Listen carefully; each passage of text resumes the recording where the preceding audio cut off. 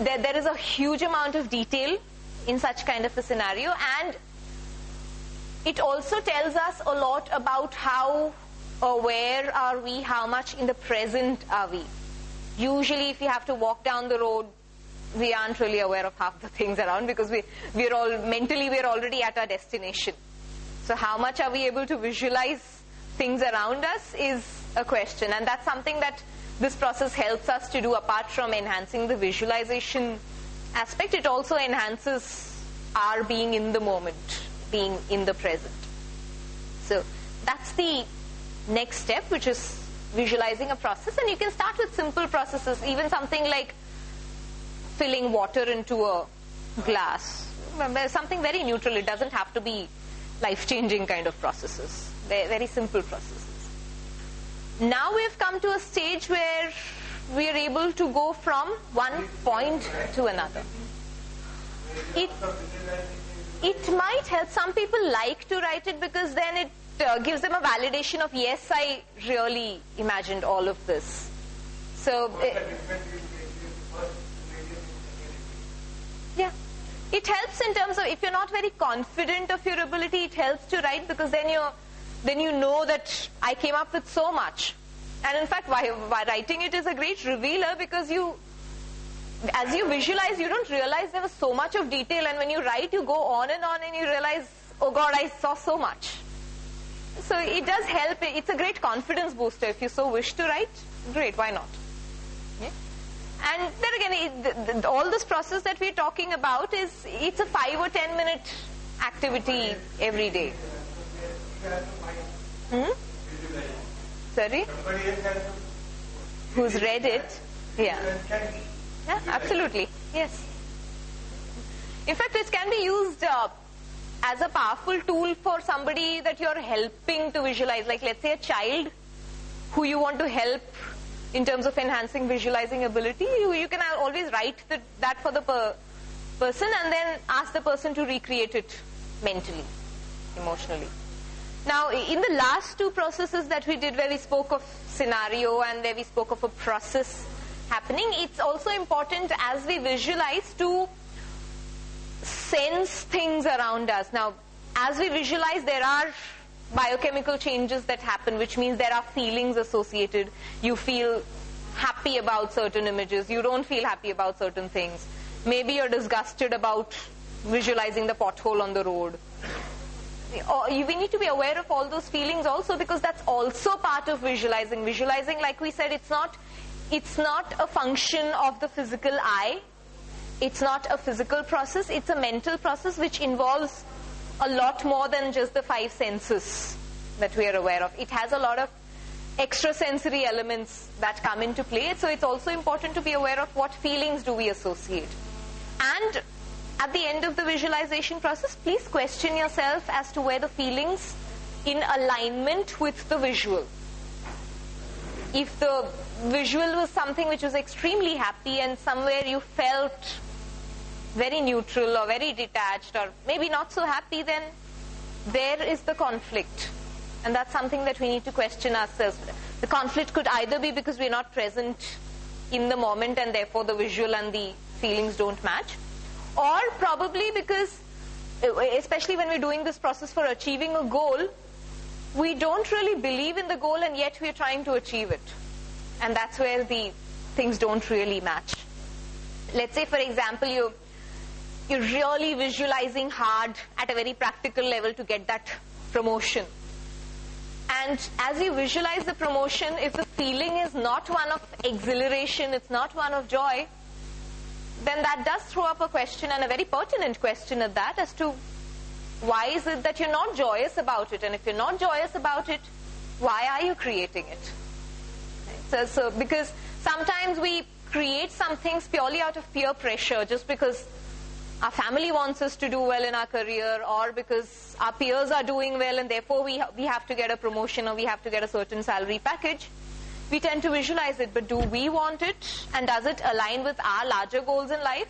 That's a question that only we can answer for ourselves. Nobody else can give an answer, and there is nothing right and wrong, because all of us have different ways of contributing to the world, and it doesn't always have to be through professional success. So that's where that alignment of belief and the visual needs to happen, and that's an important part of the process. So that's as far as the step-by-step process of it is concerned, and trust me, it does help to start from the basics, start from the numbers to the object to the picture to infusing life in it, and then finally go to the process. After which, once we are confident of visualizing all possible details and more importantly aligning feeling with detail, then we can start productively using visualization for whatever is it that we wish to achieve. Now, like we said, here it is important as we initiate a process of visualization to question ourselves a couple of things. First is, why do we want what we want? Why is it that we are trying to visualize something? And secondly, always do a double check. Do we really want it? Because sometimes if you're a good visualizer, you might just end up creating it and then you realize you don't really want it. Right? So be careful of what you want, because you might end up getting it.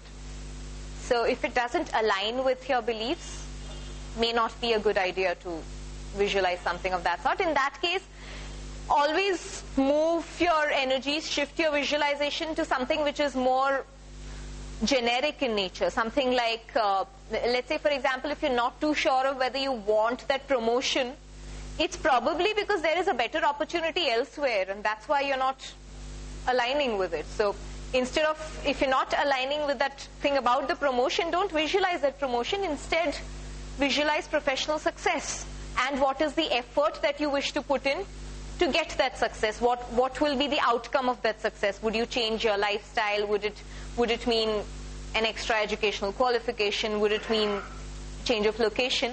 Visualize all of that instead of getting stuck with that promotion, because probably that's really not meant for you. And your body knows. Right? We may mentally lie to ourselves. The body cannot lie. It's not capable of doing it because we are not wired that way. So be aware of the feelings, because the feelings will really tell you what you want. And it will tell you a lot more than what you want, because the body is very aware of the environment around, and therefore it is far more intuitive. It does catch on to things that are coming in for you. So it can give you a better idea of the future than your mental images can. So be aware of that and respect the feelings that come through your body. Now, another important thing in preparation for visualization is the environment that we create as we do this visualization process. It does become important to choose a space for ourselves where we are seeming a little undisturbed, where there aren't too many people passing around, and ideally the phone is kept on silent so that it doesn't keep ringing as we are in the process. And it's not a lengthy process. It's a 5 to 10 minute kind of an activity that we do. So, of course, you can go on and on. I mean, you can practically visualize your way through life.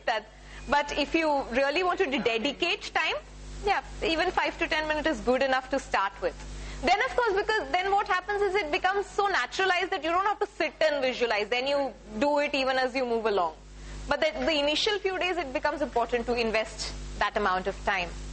So do ensure that you have a fairly undisturbed area around you, and ensure that the body is loose, in the sense there are no constricting clothes or tight shoes.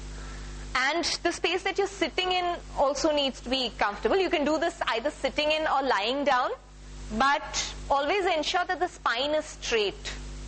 Right? So don't lie back in a rocking chair, or if you wish to do it lying down, that's perfectly fine, but don't use a pillow in that case. Let the spine be straight so that the energy flow is very clear. Okay? So ensure that the spine is straight.